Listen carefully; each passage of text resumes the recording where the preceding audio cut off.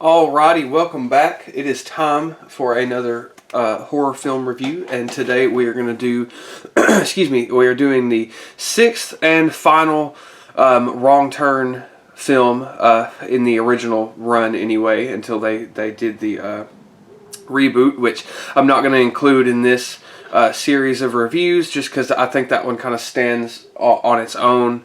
Same way if I was doing like a Halloween, series review, which I'll do that eventually. But just the same way as if I was doing a Halloween series review, I probably wouldn't include Halloween 3, in that, just because I feel like that movie really kind of stands on its own. So anyway, so without further ado, this is Wrong Turn 6, The Last Resort. This was a rental exclusive that I got when, I think this is from Family Video, when Family Video was going out of business.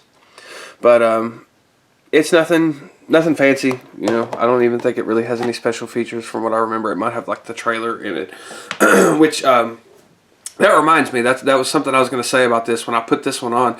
This one's kind of frustrating to watch because when you first turn it on, I like watching trailers generally. I don't mind, but like if I'm in a rush, like, I watched this right before I had to go somewhere, so I kind of had a time limit, and of course I still had plenty of time after it was over, but at the same time I could not skip any of the trailers. I had to just fast forward through all of them, which was weird. And then once you get to the main menu, you can skip, so it doesn't play the opening thing to the menu. I don't know, it was just annoying and frustrating, and like I said, I don't mind watching trailers sometimes, but this was, every now and then I'll just skip through them, especially these ones I'd already seen.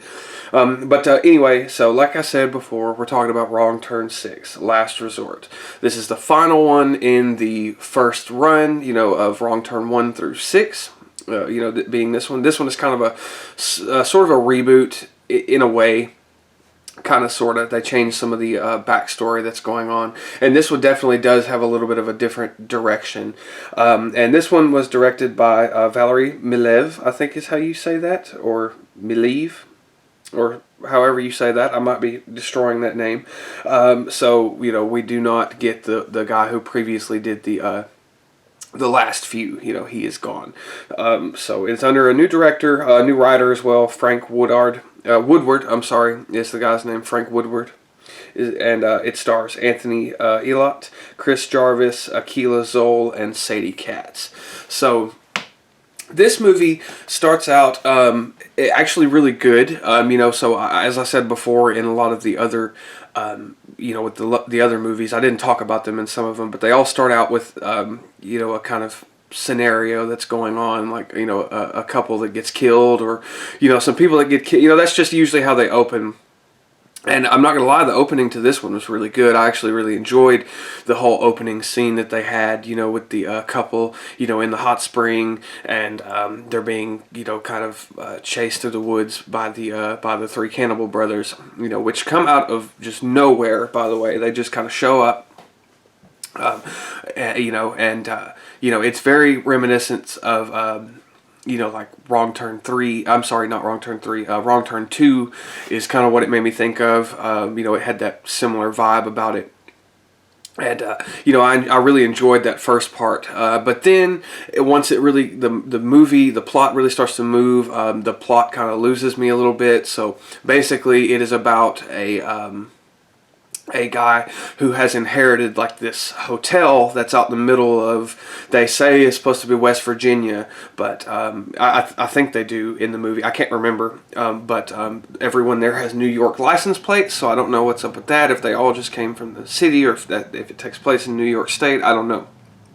So I thought that was really an interesting change, or something that I noticed, but I don't remember, if it's still supposed to take place in the West Virginia, like the last movies did. But he's basically inherited this hotel that is kind of run by this couple, which are brother and sister, and he finds out, he's inherited it through because he is part of this family, and they go there, and the couple is just kind of weird. Like I said, they are brother and sister, which they focus heavily. There's a lot of incest in this one. which I guess they were just doing it to try to be kind of shocking, but it feels really kind of shoehorned in a little bit, and it's kind of silly. And another thing I'll say too is all the actors in this movie are pretty bad. Everybody's doing a pretty rough job at acting, more so than before in previous movies. But basically, it kind of reminded me a little bit of Texas Chainsaw 3D, kind of that plot going on. Like, the guy's inherited this place, and he ends up just kind of working his way into this family of murderers, which include Three Finger, Sawtooth, and One Eye. So we do get the original three cannibals back. As we've had in the past few movies. I'm sorry if it sounds like I'm shivering. It's pretty chilly today whenever I'm recording this anyway, so I might be shivering just a little bit.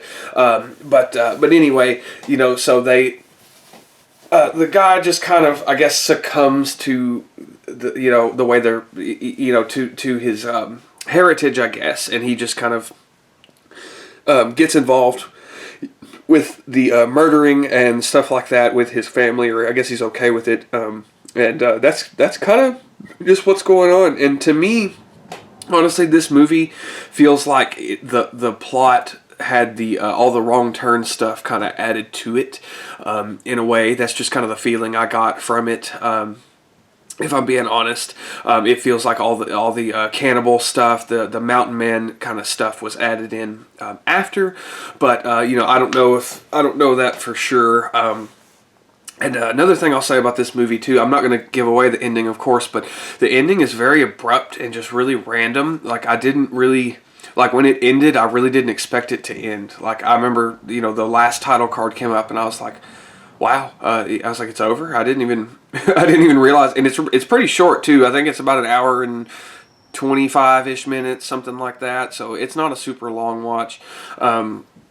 But I do like the setting that they've got going. Like, I like the hotel, or whatever you want to call it, that they're at. I really like that, and I like the idea of the movie. But it's just the execution was pretty poor, and it wasn't bad in the way that it's so bad that it's good. Like some of the previous Wrong Turns, like Wrong Turn 2 and 3, 4, and 5. Basically, this one was just kind of rough, and you could tell that the franchise was really kind of trying to come up with new ideas and new ways to take this series. And I wasn't really crazy about this one, about how they did this one. So there is a bit of controversy behind this movie too, I'll get into. I think, this movie is actually pretty hard to find, and I've had this one for a while, and I didn't even think to look while I was watching it, just because I was watching it, and I don't know, I wasn't really thinking about this, but there's a scene where they show a picture of a missing girl, and it's from I think it's from an actual missing poster. It was somebody who was actually missing, and the family was really upset about that. I mean, rightfully so. I get it. I would say, I understand where they're coming from.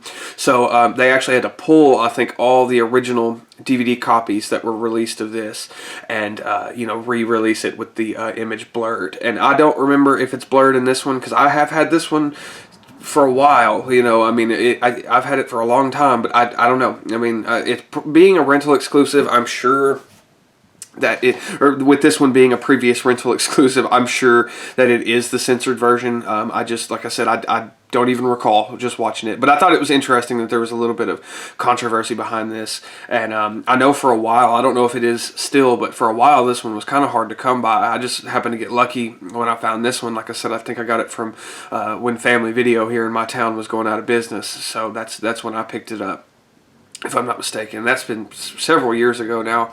But yeah, I thought that was really interesting that this this kind of shitty movie had so much behind it. And like I said, it is kind of hard to come by. I'm sure that, if you have that original DVD, I'm sure it's probably worth some money now. But I don't know. Like I said, I've had this one for so long. I haven't watched it too often. I watched it a couple times, whenever it first came out. And when it first came out, when I first saw it, I actually really, I did like this one. I was like, hell yeah. I was like, this one, to me, it really felt more like, felt a little bit more like Wrong Turn 2, kind of, when I first saw it. But upon rewatching it, within the past few years or so, I don't really care for this one as much. Like I said, you can definitely tell that the series was kind of running out of steam and running out of ideas, and the cannibals, like I said, they feel like they're kind of shoehorned into the plot.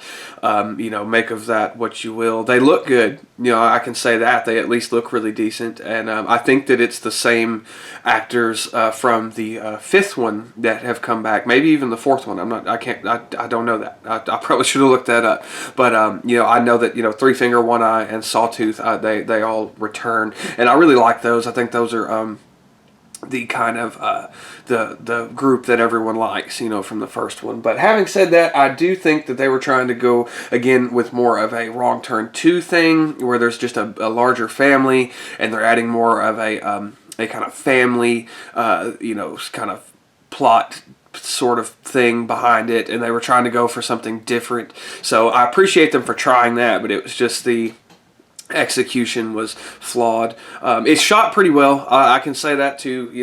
It's directed, fairly well. There's a lot of gratuitous nudity and sex in this movie, which doesn't really bother me, but it's in this movie it feels very, very unnecessary. Like, it's just like every time two characters are alone together, it's like, okay, this is about to be a sex scene, and like I said, usually that kind of stuff doesn't really bother me. It doesn't really take away. That's the slasher genre for you. But in this one, it just felt really just unnecessary and just odd, especially considering some of the relationships with some of the people being family, especially the brother and sister, in this movie. That's weird. The whole incest thing, which they went pretty heavily on in this movie, it's just kind of odd. And like I said, just feels sort of out of place. But I guess that's kind of what they were trying to go with, with the cannibal hillbilly mountain men, whatever you want to call them. But yeah, so that's really all I have to say about Wrong Turn 6. If you can tell, it's definitely not my favorite. As I said, the last ones, I'm not going to rate this one because I'm going to rank them all at the end. Yeah, like I said, this is the last one in that original run, and until they did Wrong Turn: The Foundation, which again, like I said, I won't be including that one in this one because and I do really enjoy that movie. I like it a lot, and honestly, if we were to do a ranking, that one would probably be like number 3, honestly, in the ranking or so. But you'll see, you'll see what those are going to be, and like I said, I'll talk about that one eventually because I feel like that one is just kind of its own thing, but it is really good. So anyway, until next time, stay tuned for the next video that wraps up the Wrong Turn series. And yeah, so thank you for watching and have a great day. Goodbye.